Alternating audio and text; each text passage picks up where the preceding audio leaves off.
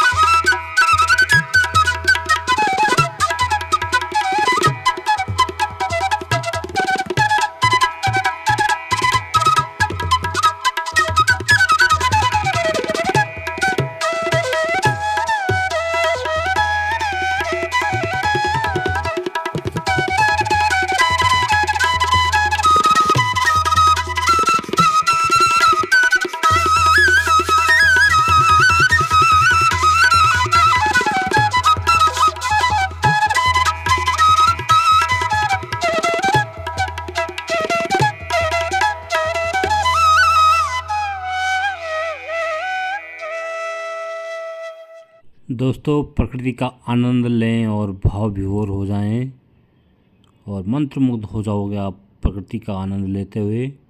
तो वीडियो में बने रहें, अंत तक बने रहें। धन्यवाद।